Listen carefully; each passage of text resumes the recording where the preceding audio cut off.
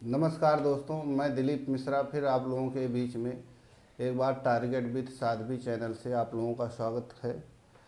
दोस्तों, हम सभी के पास समान प्रतिभा नहीं है, लेकिन हम सभी के पास अपनी प्रतिभा विकसित करने का समान अवसर है। दोस्तों, हम सभी के पास समान प्रतिभा नहीं है, लेकिन हम सभी के पास अपनी प्रतिभा विकसित करने का समान अवसर है। दोस्तों, सो गाइस, मैं आज आप लोगों के साथ डिस्कस करने वाला हूँ जैसे सैन्य अभ्यास, जो अक्सर परीक्षा में पूछे जाते हैं दोस्तों, और ये सवाल बनते हैं क्योंकि परीक्षाओं में ऐसे सवाल पूछ लिए जाते हैं दोस्तों। तो चलो दोस्तों, चलते हैं हम लोग अपने क्वेश्चन की ओर, समय ना व्यस्त करते हुए।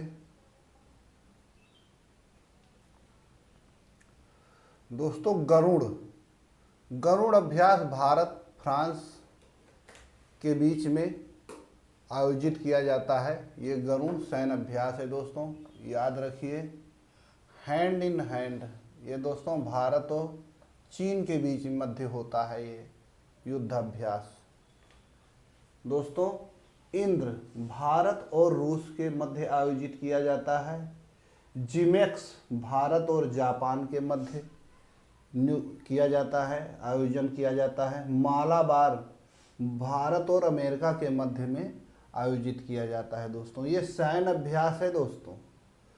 शेड भारत, जापान और चीन के नौसैनिकों के बीच में शेड युद्धाभ्यास किया जाता है दोस्तों। सूर्य किरण भारत और हमारे पड़ोसी देश नेपाल के बीच में सूर्य किरण युद्धाभ्यास किया जाता है दोस्तों। फिर दोस्तों आता है स्थान वरुण का।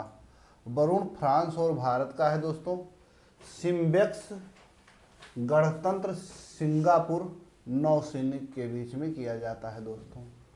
कोंकण भारत की नौसैनिक और ब्रिटेन की रॉयल नेवी के मध्य आयोजित किया जाता है दोस्तों।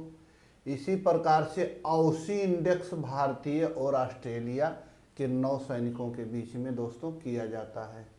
इसी प्रकार से दोस्तों आपका है इंद्रधनुष, भारत एवं ब्रिटेन के वायु युद्ध अभ्यास है दोस्तों। इंद्रधनुष किसके बीच में है?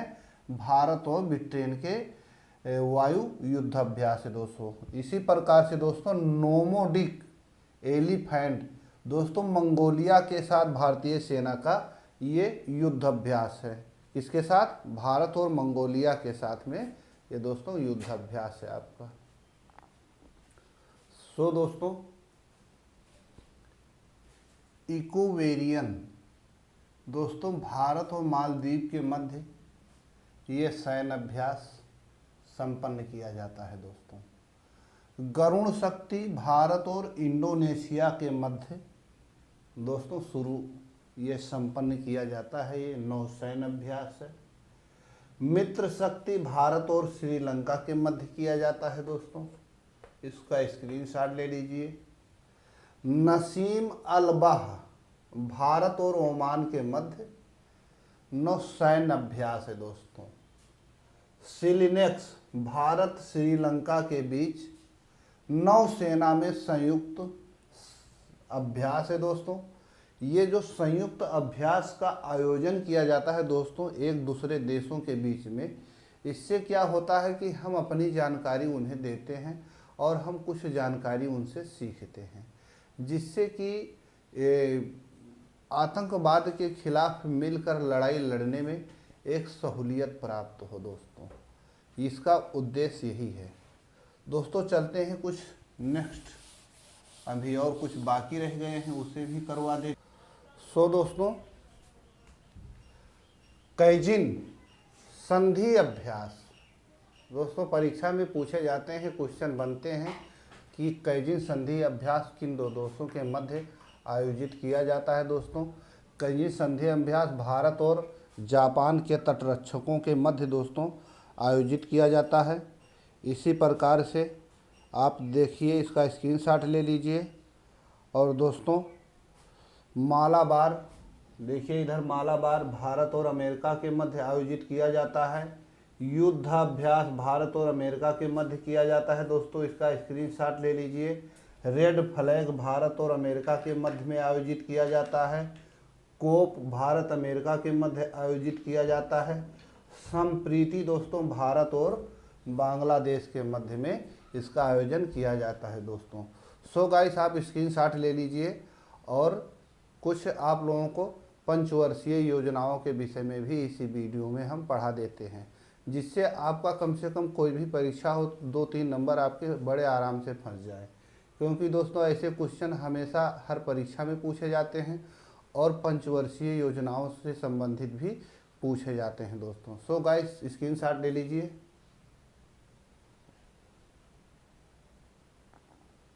सो गाइस हम आपसे चर्चा कर रहे हैं पंचवर्षीय योजनाओं के संबंध में।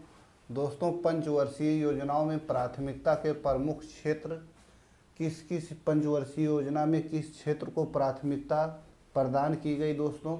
तो पहली पंचवर्षीय योजना की अवधि थी 1951 से 1956 तक, कृषि क्षेत्र को प्राथमिकता दिया गया दोस्तों। दूसरी पंचवर्षीय योजना आपका 1956 से 1961 तक इसकी अवधि थी और उद्योग क्षेत्र को प्राथमिकता इसमें दोस्तों दी गई। फिर तीसरी पंचवर्षीय योजना दोस्तों 1961 से 1966 तक कृषि और उद्योग को बढ़ावा इसमें दोस्तों दिया गया और इसी प्रकार से हमारे देश का विकास का रास्ता अग्रसर हुआ। दोस्तों चलते हैं फिर नेक्स्ट क्वेश्चन पे। सो गाइस चौथी पंचवर्षीय योजना की अवधि 1968 से 1974 तक थी दोस्तों और इसका जो विषय था न्याय के साथ गरीबी को हटाया। दोस्तों पांचवी पंचवर्षीय योजना अवधि काल थी 1974 से 1979 तक, गरीबी और आत्मनिर्भरता को हटाया दोस्तों। फिर वहीं छठवीं पंचवर्षीय योजना 1980 से 1985 तक थी और पांचवी योजना के रूप में ही इस योजना पर दोस्तों जोर दिया गया था। और फिर दोस्तों सातवीं पंचवर्षीय योजना 1985 से 1990 तक था और इसका जो विषय था फूड प्रोडक्शन और रोजगार उत्पादन पे दोस्तों विशेष जोर दिया गया। सो गाइस आप स्क्रीनशॉट लेते रहिए, चलते हैं फिर हम आगे नेक्स्ट क्वेश्चन पे।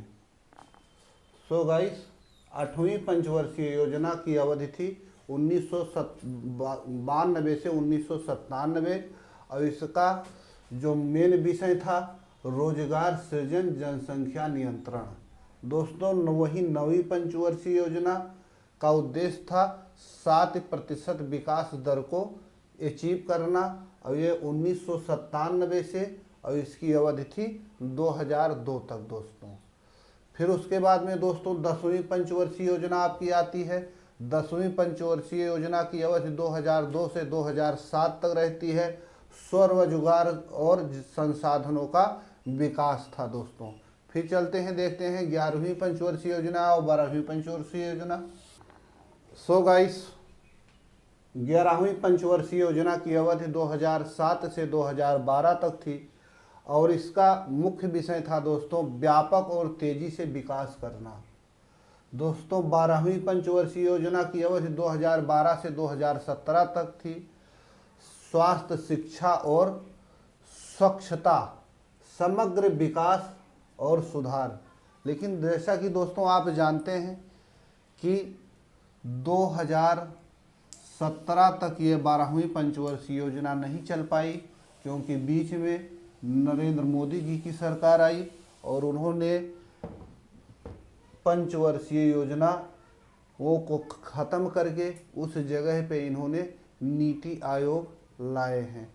जो नीति आयोग कार्य कर रही है इस समय दोस्तों, अगले वीडियो में हम आप लोगों से बात करेंगे मोदी जी के आने के बाद में जितनी भी योजनाएं चलाई गई हैं उनका क्रमबद्ध तरीके से आपको पूरी जानकारी दी जाएगी। दोस्तों वीडियो अगर पसंद आया हो तो आप लाइक करिए, शेयर करिए और चैनल को दोस्तों सब्सक्राइब करना ना भूलें, क्योंकि दोस्तों ये आप लोगों की जिम्मेदारी बनती है कि आप वीडियो को लाइक, शेयर और सब्सक्राइब करें।